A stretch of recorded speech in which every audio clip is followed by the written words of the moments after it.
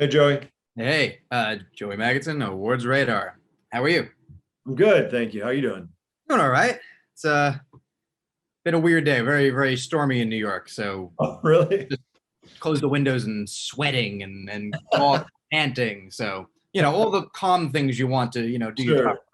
Yeah. Uh, You do get to but live in New York, so that there is an upside to that. New York's, that is, beautiful that city. is, that is true. That does help. Congratulations on the film, first of all. Thank you.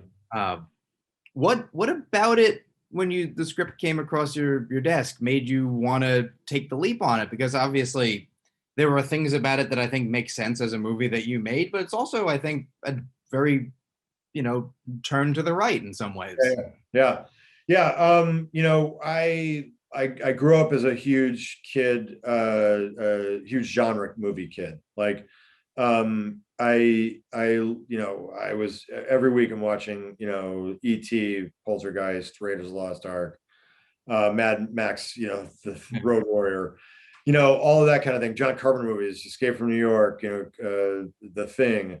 Um, so I love genre movies. I love Terminator and Aliens, and I also, I also love character stories. Like I love human drama, and my dream has always been to make a movie where it's like it's a really big epic sci-fi movie that also has like a character centric character study story at its heart. Hmm. So when the script is called Ghost Draft, when I read it, um, I really when I read the script, I was like, oh, this has elements of all of those things that I really love. And on my, the way I kind of looked at it at the time was this is like kind of like sci-fi. It's a Wonderful Life. Like you get a little bit of you get a little glimpse of something about yourself by going to the future, and then that changes maybe the way you want to act after that. So yeah, so that to me that was an opportunity to do something with that, combining those two things that you don't see all the time. Yeah. You sometimes it's one or the other, where it's just yeah, sometimes one or the other, and it's really rare to be able to get both. So I feel very lucky. But yeah, I mean, it is sort of a right turn. But I also, when I read the script, there was not a lot of humor. There was no humor in the script, and so things that were our mine that I wanted to invest in it was, I wanted a certain way I wanted the creatures to look and behave. There was humor and levity that I knew that the movie needed in order for it to be engaging, especially because it's a long story. There's several sort of big chunks of the movie, so I knew that there was going to have to be stuff that was going to create different levels and different tones so that you could have a good time, watching this movie, and so the pace could work. And then finding ways of getting more character development out of the side characters, even if it was just a little bit in casting or something like that.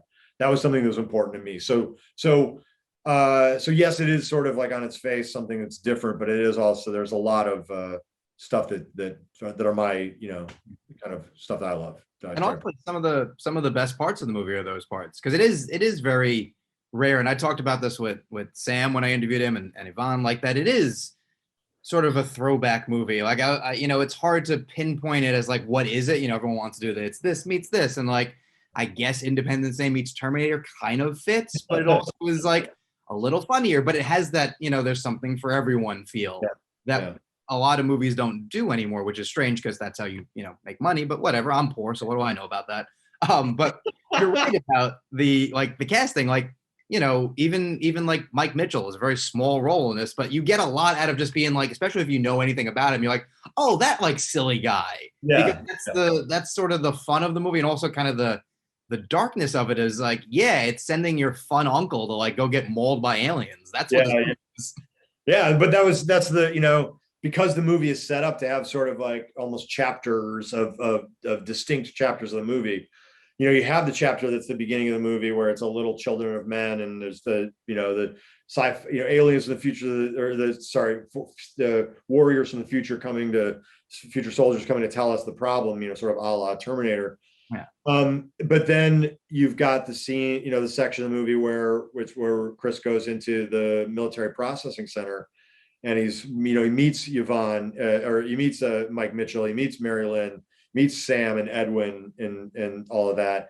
And you see this army of the ordinary, people, just regular faces.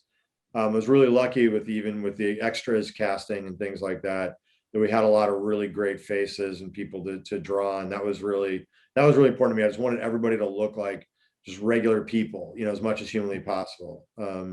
So you've got all of that. And then to have Mike Mitchell come in and, help us, with the comedy, and just a big, he's a guy, you see Mike on screen, he's got a big smile on your face, and so I don't know, that to me was really great. Oh yeah, no, and I oddly got hungry because I listened to his podcast. I'm like, talk about fast. Oh no, never mind, different thing. And then you said you had a lot to do with the look of the aliens. I mean, they're very unique, which is hard to pull off. I feel like especially for someone like you, I'm sure, who, like you said, you've seen so many of them, so everything is like brewing around in your head. And even if you thought of, oh, what about this? Oh no, I saw that was in this movie or whatnot. And they do have that like very like unsettling look of, oh, this would be a problem, as a just like monster, because we get that a lot. Like, oh, this monster's fighting this monster and the fight's over in 2 minutes. This is more like these are a nuisance. Yeah. Well, that was, I mean, you nailed it on the head, so I won't elaborate too much. But I mean, movies are bouncing around in my brain, and I can be very annoying to the designers, unfortunately, because they would go, hey, what about this? And I go, it's a little, it's a little species, it's a little, it's a little Independence Day, that kind of thing. So I probably made them madder than not, but I wanted, I wanted the aliens to feel old and ancient. Like, that was the thing. I wanted the texture to lift off the screen. Like, I wanted you to really feel like when you're watching them at, the constant note that I had throughout the visual effects process was more texture. I wanted the armor parts to feel like armor, feel hard, so that it didn't have a CG rubbery, any of that kind of, I wanted to just feel like, things that were impossible to penetrate. I wanted them to have a history, as far as like the fact that they felt messed up and things like that. Yeah, no, and it shows, because you need to be unsettled. Like, I remember watching the trailer, as my dog has an opinion about this all, that, oh God, it could be anything. And I don't like spiders. So I was like, oh shit, it could be a spider. And I'm glad it wasn't. But it's just unsettling enough that, like, especially in that first reveal, it's nightmare fuel where it could be anything. And that goes a long way. Like, that's a real big achievement. That does a lot of the work for, the hardcore sci-fi person who's going to be like, I've seen everything.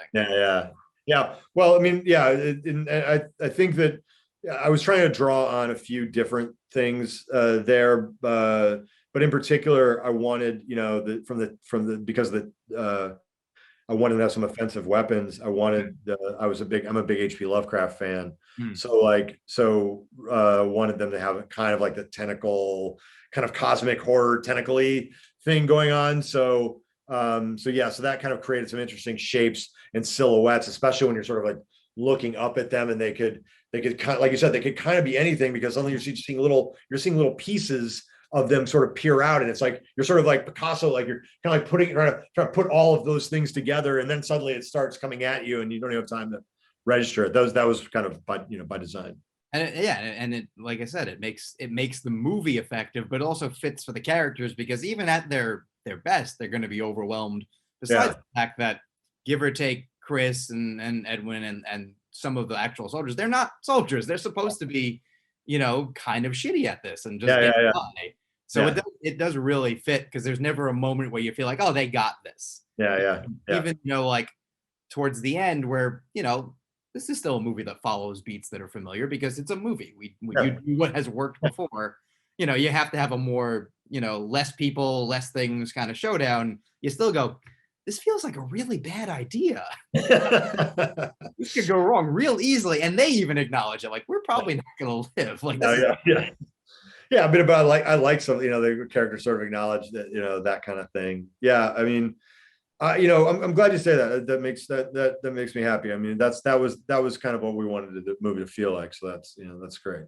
Totally. And it definitely works. So I think it's really successful and enjoyable and earns the length, which is rare in a giant movie. I think that's the easiest complaint we could all have is like, that movie was great. Could have lost 20 minutes. Yeah. I didn't feel that here. And that's testament to you and everyone involved. So, I mean, congratulations again on that. Yeah. Thank you. Yeah. That's a struggle, obviously, because obviously I feel that I'm in the same page you are, where it's like, I think most movies can probably get cut down a little bit. We were really, we're up against a deadline, but we were really trying to find as much stuff we could cut out as humanly possible. I think whatever you came across is great. This was a fun one. Yeah. That's awesome. Thank you very much. My pleasure. Thank you for doing this.